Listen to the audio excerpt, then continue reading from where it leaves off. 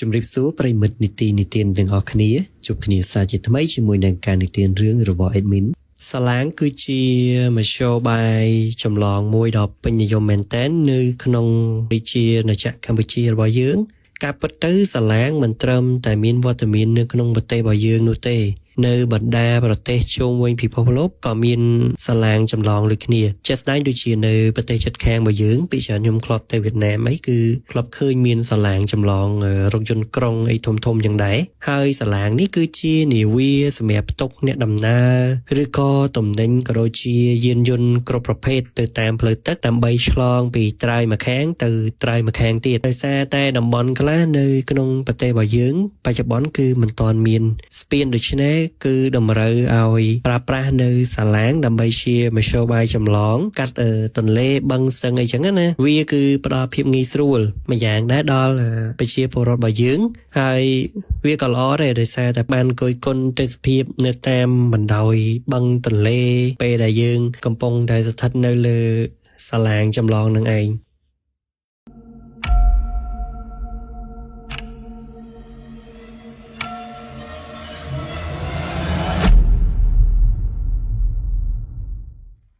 នៅក្នុងយប់ដ៏សែនស្ងាត់មួយនេះខ្ញុំមានរឿងរ៉ាវនិងនិទានប្រាប់ទៅកាន់ប្រិមិត្តទាំងអស់គ្នានៅមុនពេលដែលចូលគេងប្រិមិត្តទាំងអស់គ្នាសាច់រឿងរបស់យើងនាយប់នេះគឺនិយាយអំពីការឆ្លងសាឡាងនាពេលយប់របស់បងក្រុមជាងថតរូបមួយក្រុមដែលក្រុមការងារថតរូបរបស់គាត់ហ្នឹងគឺបានជួបនៅហេតុការណ៍មួយនៅក្នុងពេលកំឡុងពេលដែលគាត់ឆ្លងសាឡាងមួយហ្នឹងតើពួកគាត់នឹងជួបហេតុការណ៍អ្វីខ្លះនាពេលនោះ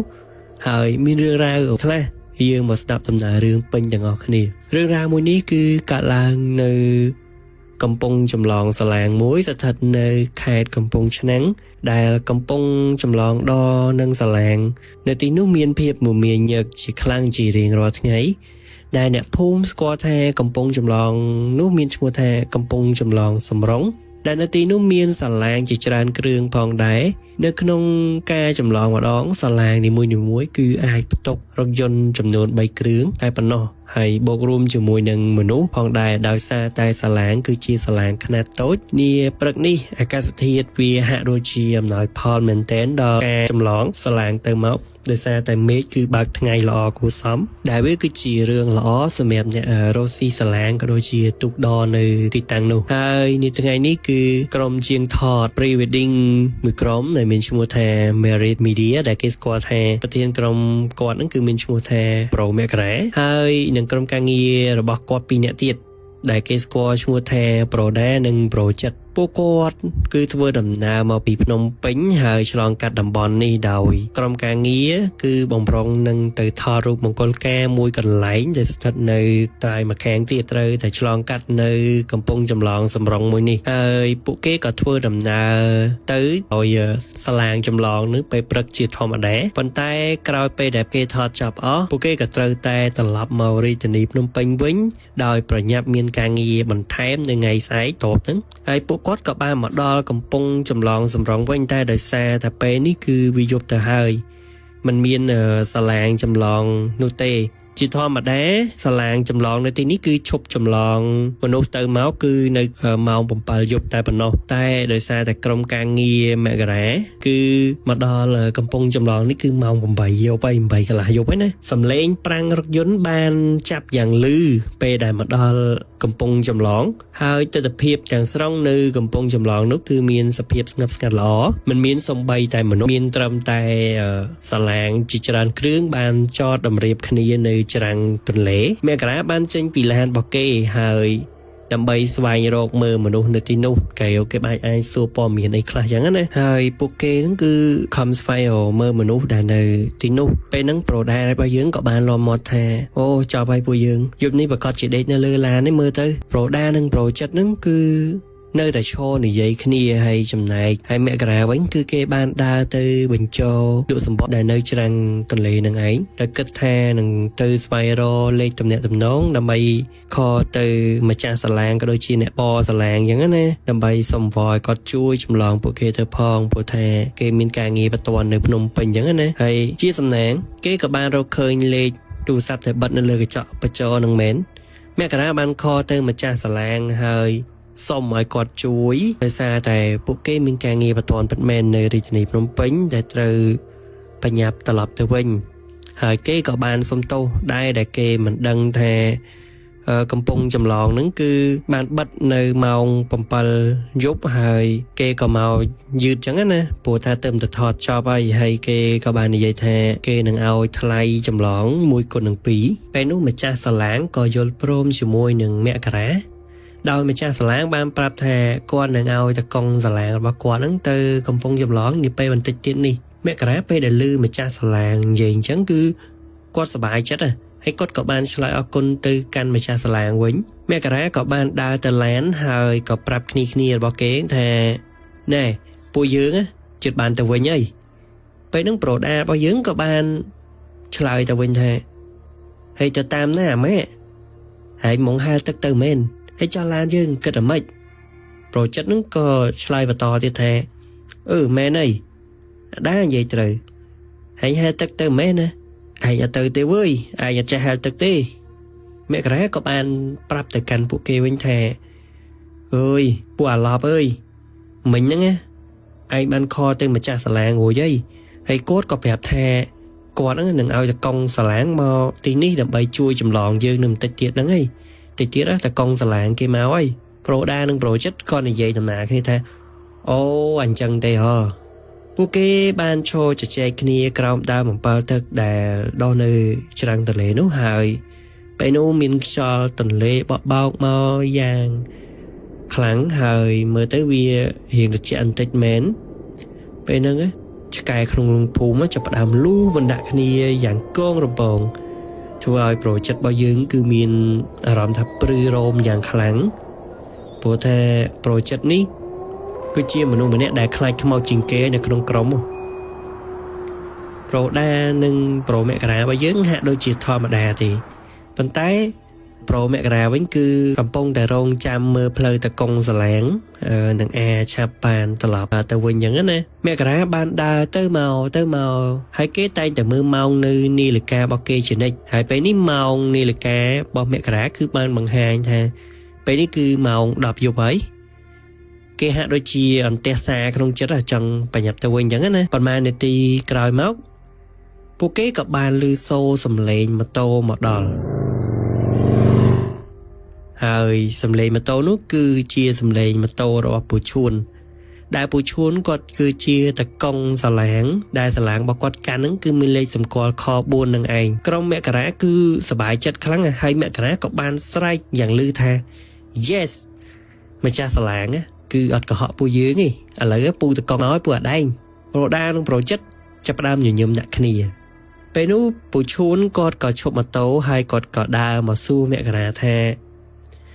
ហ្នឹងឯងក្មួយឯងមែនដែលចាំឆ្លងសាឡាងនោះហើយដូចថាឲ្យតម្លៃ1គុណនឹង2នឹងមែនមករាក៏បានឆ្លើយទៅពូឈួនវិញថាអូបាទពូឈួនក៏បានឆ្លើយទៅវិញថាអញ្ចឹងចាំពូនឹងបន្តិចអីចឹងពេលនោះពូឈួនគាត់បានដើរតម្រង់ទៅសាឡាងរបស់គាត់រួចគាត់ក៏បានបញ្ឆេះម៉ាស៊ីនឡើងសំឡេងម៉ាស៊ីនសាឡាងបានឆេះលឺសូងូងអញ្ចឹងណាសំឡេងម៉ាស៊ីនសាឡាងបានឆេះបន្តិចពូឈួនក៏បានស្រែកហៅឲ្យមករាបើកឡានឡើងលើសាឡាងដើម្បីគាត់ចម្លងទៅមករាក៏បានបើកឡានឡើងលើសាឡាងជាធម្មតាដោយក្នុងចិត្តគឺសប្បាយចិត្តព្រោះថាគេបានត្រឡប់ទៅវិញ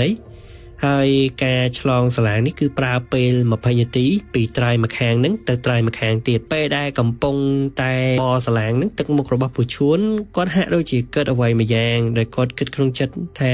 ខ្លាចនឹងអាចនឹងមានបញ្ហាអ្វីចឹងណានៅពេលយប់ហ្នឹងដោយសារតែគាត់ធ្លាប់បានជួបរឿងជាច្រើនមកហើយកន្លងមកដែលជាហេតុដែលសាឡាងគឺមិនចម្លងមនុស្សទេនៅពេលយប់តែនេះគឺគាត់ធ្វើហ្នឹងគឺគាត់ធ្វើតាមការបញ្ជារបស់តកែសាឡាងតែប៉ុណ្ណោះបើសម្រាប់គាត់វិញគឺគាត់អត់ចេញទេទោះឲ្យគាត់ប្រព័ន្ធមែនក៏ដោយអញ្ចឹងណាពេលដែលឆ្លងនោះក្រុមមករាបានចេញពីឡានមកឈរលេងនៅបង្កាន់ដៃសាឡាងជាធម្មតាស្រាប់តែពេលហ្នឹងសាឡាងស្រាប់តែឈប់ភ្លាមដោយសារតែសាឡាងគឺមានបញ្ហាម៉ាស៊ីន ពេលហ្នឹងម៉ាស៊ីនគឺចាប់បានឈប់ស្ងាត់លែងដំណើរការទៅមុខតែម្ដងពូឈួនក៏បញ្ញាបញ្ញារត់ទៅមើលម៉ាស៊ីនដែលគាត់ព្យាយាមដេបញ្ឆេះវាយ៉ាងណាក៏ម៉ាស៊ីនវាមិនឆេះដែរហើយមករាក៏បានចូលទៅជួយមើលក្រៃឡូគេអាចជួយឲ្យបានខ្លះអញ្ចឹងណាពូឈួនគាត់បានឆែកមើលប្រេងម៉ាស៊ីនឆែកអីទៅឃើញថាម៉ាស៊ីនគឺបានជ្រាបប្រេងម៉ាស៊ីនអស់ទៅហើយដោយសារតែលេចម៉ាស៊ីនលេចអញ្ចឹងណាទៅឲ្យវាហូរប្រេងអស់ធ្វើឲ្យម៉ាស៊ីនគឺគប់ពេឲ្យកាំងបែបហ្នឹងគាត់បានទូរស័ព្ទហៅគ្នាគាត់ឲ្យមកសាងសាឡាងដែលគាត់ជាប់នៅកណ្ដាលទឹកហ្នឹងមករានឹងគ្នារបស់គេពេលបានដឹងថាម៉ាស៊ីនរបស់សាឡាងមានបញ្ហាបែបហ្នឹងគឺរៀងសែតតិចដែរដែលពេលដែលកំពុងតែរងចាំហ្នឹងគេមើលម៉ោងបដាគេដើរទៅមកបដានៅលើសាឡាងហ្នឹងឯង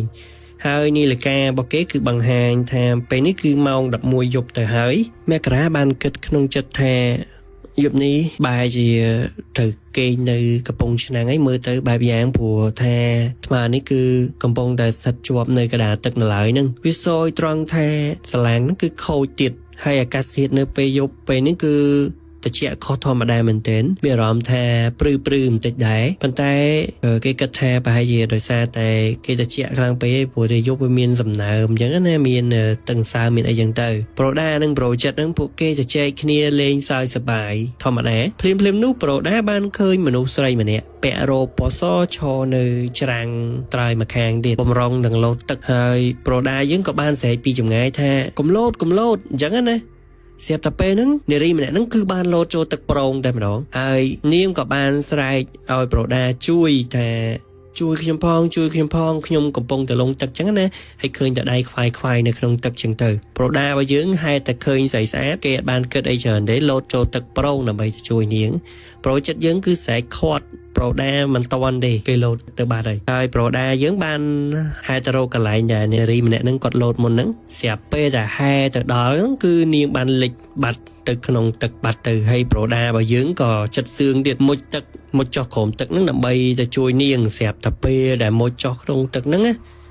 ស្រាប់តែគេមិនបានឃើញនារីម្នាក់គេបានតែឃើញមនុស្សស្រីម្នាក់ដែលទឹកមុខរបស់នាងគឺមុខសិចស្លាំងមែនទែនភ្នែកខ្មៅហើយសក់វែងគ្របមុខហែលមករកសម្ដៅគេតែម្ដងទាំងទឹកមុខគឺគួរឲ្យខ្លាចមែនទែនប្រូដារបស់យើងគឺភ័យខ្លាំងណាស់គេបានព្យាយាមហែលឡើងលើវិញស្រែកឲ្យមករាជួយព្រីមនឹងមករាដែលកំពុងតែឈរនៅលើសាឡាងបានស្លោនមែនទែនបាទគឺរកពងគេហៅថាអាវពងពងគេពាក់ទឹកបោះទៅក្នុងទឹកឲ្យប្រូដាយើងតោងអានឹងដើម្បីឡើងមកលើសាឡាងវិញអញ្ចឹងពូឈួនគាត់បានស្រែកប្រាប់ប្រូដាថាឲ្យតោងអាពងនឹងឲ្យជាប់ហើយពេលហ្នឹងខ្មោចទឹកនោះគឺបានហែសម្ដៅមកទាញជើងប្រូដាហើយកាន់ជើងប្រូដាយ៉ាងជាប់ប៉ុន្តែ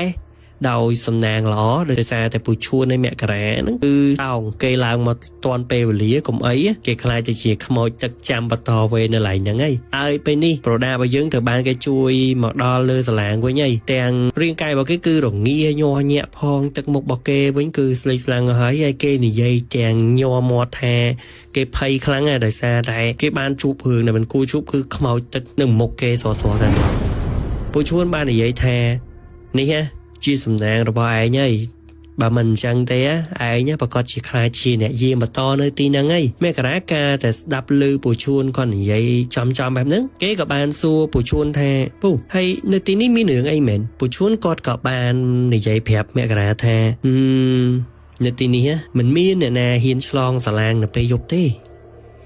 ក៏ដោយសារតែមានករណីលិចសាឡាងស្លាប់មនុស្សកាលពីជាង2ឆ្នាំមុននោះ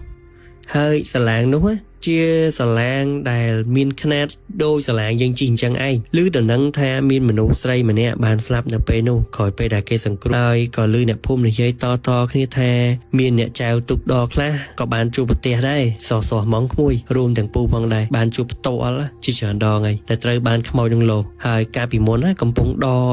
ចម្លងសាឡាងនេះគឺនៅបើករហូតដល់ម៉ោង9យប់ប៉ុន្តែដោយសារតែក្រោយពេលដែលមានបញ្ហាលិចសាឡាងនឹងមកមានខ្មោចចាំនៅឡងអញ្ចឹងគឺមិនមានអ្នកណាគេហ៊ានបើកសាឡាងចម្លងនៅពេលយប់ទេព្រោះថាឮល្បីថា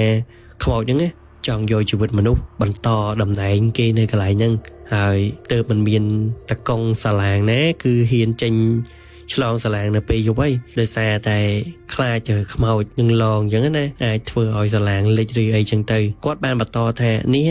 សំណាងឲ្យមិត្តភ័ក្តិរបស់ក្មួយឯងរួចជីវិតដោយសារតែជួយតាន់ពេលវេលាកុំអីមិនដឹងជាយ៉ាងណានោះទេពេលដែលចេញសាឡាងមកពូក៏បានគិតបន់ក្នុងចិត្តថាកុំឲ្យជួបរឿងអីប្លែកៗអីដោយសារតែពូបារម្ភខ្លាចមានបញ្ហានេះឯងហើយទើបពូមិនហ៊ានចេញសាឡាងនៅពេលយប់ទេប៉ុន្តែនេះដោយសារតែម្ចាស់សាឡាងគាត់ប្រាប់ថាពួកក្មួយហ្នឹងគឺបតន់ហើយចឹងពូក៏សម្រេចចិត្តថាជួយទៅហើយខ្មោចនេះគឺជាខ្មោចតៃហោងចឹងហើយគឺឡងសាហាវណាប្រូមករាហើយប្រូចិត្តយើងហ្នឹងគឺស្លងអារម្មណ៍ខ្លាំងពេលស្ដាប់ពូឈួននិយាយពីរឿងហ្នឹងចឹងណាតែដោយឡែកតែប្រូដាយើងវិញគឺនៅតែគិតដល់រឿងដែលគេជួបមុនហ្នឹងវាស្រស់ៗនឹងភ្នែកពេកវិសតែអស់ជីវិតទៅហើយគេនឹងដូចផ្លឹកចឹងដោយសារនៅមិនទាន់អស់ភ័យចឹងណាហើយពេលនោះសាឡាងទី2ក៏បានមកដល់ហើយក៏សាងចម្លងពួកគេក៏ដូចជាពូឈួនទៅជាមួយដែរហើយឆ្លងទៅត្រៃមកខាងទៀតចឹងណាដើម្បីរងចាំជួសជុលសាឡាងដែលខូចនៅកណ្ដាលទឹកនេះគឺនៅថ្ងៃស្អែកពួកគេហេតុតែបានមកដល់ច្រាំងហើយក៏លើកដៃសំពះអរគុណពូឈួនខ្លាំងមែនទែននឹងបានជូនសគុណទៅគាត់គ្រាន់គាត់ផឹកកាហ្វេអញ្ចឹងណាហើយនឹងលុយខ្លៃចម្លងសាឡាងដែលនិយាយមួយតកែសាឡាងនឹងផងប៉ុន្តែពូឈួនគាត់បដិសេធមិនយកខ្លៃកាហ្វេនឹងទេគាត់យកតែខ្លៃចម្លងតែប៉ុណ្ណោះតែគាត់ប្រាប់ថាមិនអីទេទុកទៅណាពូអត់ត្រូវការទេហើយគាត់ក៏បានជូនពរថាធ្វើដំណើរទៅទីរួមខេត្តវិញគឺសុខសប្បាយសុខសុវត្ថិភាពចឹងណាមករាក៏បានលាពូឈួនហើយនឹងតកង់សាឡាងម្នាក់ទៀតហើយក៏ចេញឡានទៅហើយនេះហើយគឺជារឿងរ៉ាវដែលគេជួបហ្នឹងហើយគេក៏រៀងចាលដែរគេឡើងធ្វើដំណើរនៅពេលយប់ហើយជាពិសេសគឺការឆ្លងទឹកនេះតែម្ដងអរគុណប្រិយមិត្តទាំងអស់គ្នាសម្រាប់ការតាមដានស្ដាប់នៃការនិទានរបស់ adminហើយអ្នកទាំងអស់គ្នាក៏អាចតាមដានវីដេអូទាំងអស់របស់នីតិនិទាននៅលើ Facebook Page ក៏ដូចជា TikTok ផងដែរប្រសិនបើប្រិមិត្តមានសាច់រឿងខ្មោចឬក៏រឿងអ្វីប្លែកៗប្រិមិត្តអាចផ្ញើចូលមកកាន់ពួកយើងតាមរយៈ Telegram Channel ដែលមាននៅលើ description បានអរគុណជួបគ្នានៅវីដេអូក្រោយ